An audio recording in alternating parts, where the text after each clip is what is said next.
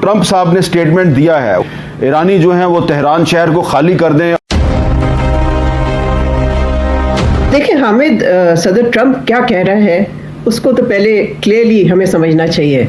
उन्होंने जो लफ्ज़ इस्तेमाल किए वो ये है कि Iran should completely give up. इसका मतलब ये नहीं है कि कोई वो मुआहदे की तलाश में है, इसका मतलब ये नहीं है कि मुज़ाकरात चाहते हैं वो, इसका मतलब ये है कि वो सरेंडर चाहते हैं। तो ये किस तरह से पॉसिबल होगा ईरान के लिए सस्टेन करना? आज वो तेहरान खाली करने की धमकियां दे रहे हैं, तो क्या समझ आ रहा है आपको कि अमेरिका कर क्या रहा है? देखिए, अमेरिका और जो इजराइल है ये एक ही, आप समझे, एक ही मुल्क है। खुदा न ख्वास्ता इसके बाद उसकी एडवेंचर, उसकी दूसरा निशाना पाकिस्तान हो सकता है। तजिया करते हुए कहते हैं कि भाई एक जानिब अखंड भारत है, उनका एक मंसूबा है, और एक जानिब ग्रेटर इसराइल का मंसूबा है, और इनके अपने यानी कि भारत और इसराइल के जो प्लान्स हैं उनके तहत उनकी सरहदें आपस में मिलती हैं। तो इफेक्टिव तो हम भी आगे होंगे अगर हम खामोश बैठे रहे। बहस हो रही है कि G7 का जो इजलास है उसके बाद जो स्टेटमेंट जारी हुआ है वो स्टेटमेंट इजराइल के हक में है। और आपको पता है कि प्रेसिडेंट ट्रंप ने क्या वार्निंग दी है? प्रेसिडेंट ट्रंप ने यह कहा है कि all of Tehran should evacuate immediately.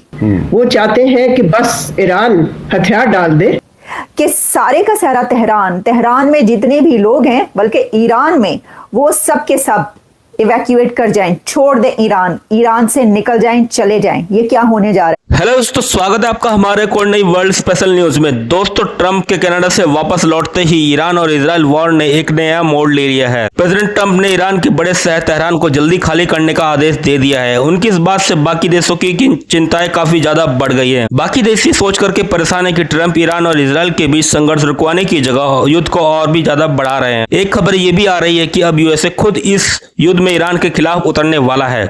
इस बात ने सभी देशों की चिंताएं और बढ़ा दी है, क्योंकि अगर ऐसा हुआ तो चीन और रूस के भी इस युद्ध में उतरने के आसार नजर आ रहे हैं। रूस और चीन दोनों ही ईरान के साथ स्ट्रेटेजिक व्यापारिक संबंध रहे। वहीं दोस्तों, पाकिस्तान के लिए भी एक नई मुसीबत सामने आने वाली है, क्योंकि इस समय पाकिस्तान अमेरिका की गोद में जाकर बैठा हुआ है। लेकिन चीन के युद्ध में उतरते ही पाकिस्तान को यह फैसला करना मुश्किल हो जाएगा कि आखिर चीन के समर्थन में खड़ा हो या अमेरिका के। वहीं खबर ये भी निकल के आ रही है कि इजराइल इस युद्ध के बाद पाकिस्तान के ऊपर भी हमला कर सकता है। अगर ऐसा हुआ तो भारत की भी इसमें कोई ना कोई भूमिका जरूर हो सकती है। दोस्तों, पाकिस्तानी मीडिया में अब डर का माहौल छा गया है। वो यही बात कर रहा है कि आखिर असीम मुनीर ने पाकिस्तान को कहीं का नहीं छोड़ा। दोस्तों, इजराइल और ईरान के युद्ध से वर्ल्ड वॉर 3 की शुरुआत होने की आशंका भी जताई जा रही है। देखिए, आपको ये बताते हैं कि इजराइल ने ईरान को ये ऑर्डर कर दिया है कि 300,000 ईरानीज फौरी तौर पर इवैक्यूएट कर जाएं। और आपको पता है कि प्रेसिडेंट ट्रंप ने क्या वार्निंग दी है? प्रेसिडेंट ट्रंप ने यह कहा है कि all of Tehran should evacuate immediately, कि सारे का सारा तेहरान में जितने भी लोग हैं, बल्कि ईरान में, वो सब के सब इवैक्यूएट कर जाएं, छोड़ दें ईरान से निकल जाएं, चले जाएं। ये क्या होने जा रहा है? यही वजह है कि मैंने कहा कि इस वक्त जो है ये शो करना बहुत ज़रूरी है, क्योंकि हो सकता है कि अगले चंद घंटों के अंदर और उसके बाद दुनिया का आपको नक्शा कुछ और नजर आए।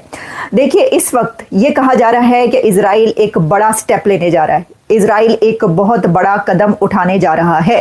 और इजराइल क्या कदम उठाने जा रहा है, उसमें एक तो हम ये कह सकते हैं कि इजराइल ये कह रहा है, यानी नेतन्याहू ने ये कहा है कि वो खामनाई को नहीं छोड़ेंगे, खामनाई को मारने जा रहे हैं। यानी नेतन्याहू खामनाई को मारने जा रहा है।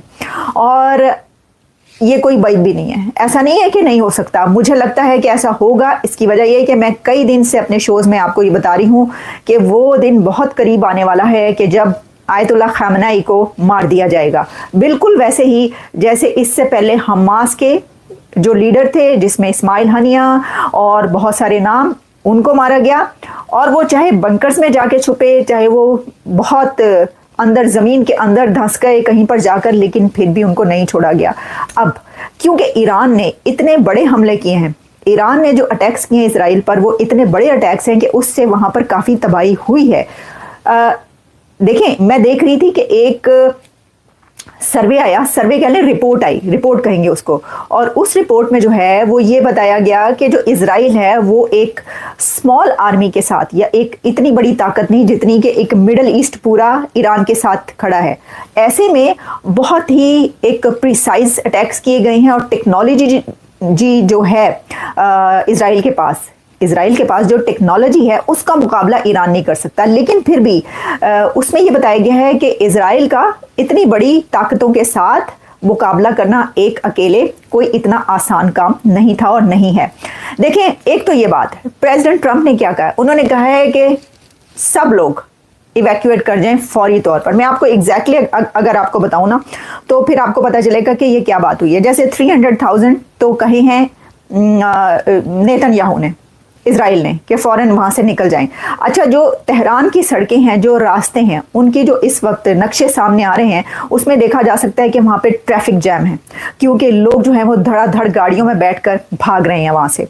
और ये सिचुएशन अभी नहीं बल्कि कई दिन से, लेकिन अब जबकि ये ऐलान कर दिया गया कि दुनिया की सबसे बड़ी सुपर पावर यानी कि अमेरिका का सदर प्रेसिडेंट ये कह रहा है कि फौरी तौर पर आप निकल जाएं।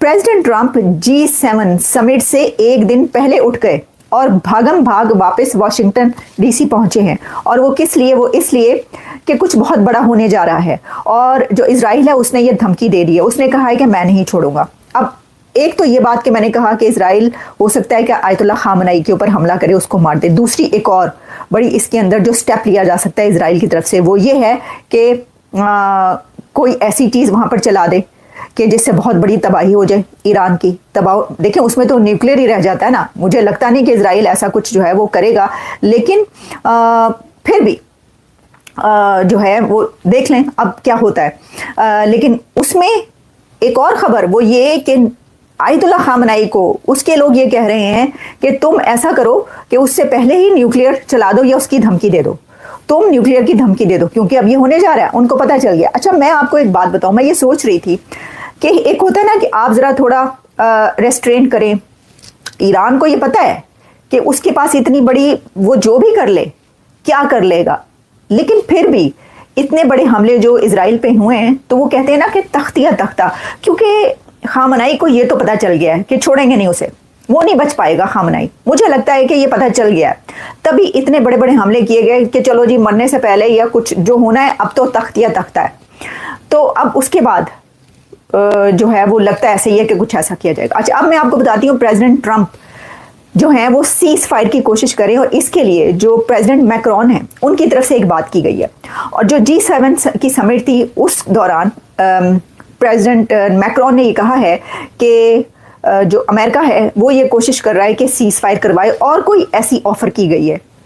हो सकता है कि अगले कुछ दिनों में, अगले चंद घंटों में, दिनों में जो नहीं, अगले चंद घंटों में हमें पता ये चले कि अमेरिका ने जो है कोई ऐसी ऑफर की है दोनों कंट्रीज को, जैसे कि अमेरिका ने इंडिया या अमेरिका को जो है वो प्रेसिडेंट ट्रंप ने कहा कि मैं ऑफर कर रहा हूँ कि ट्रेड जो है हम आपके साथ बहुत बड़ी ट्रेड करेंगे, आप ये जंग बंद करें। वैसे ही कोई जो है वो ऑफर उसको कर रहे हैं, इजराइल को उन्होंने की है और ईरान को। तो वो जो भागम भाग एक दिन पहले ही G7 समिट छोड़कर अमेरिका वापस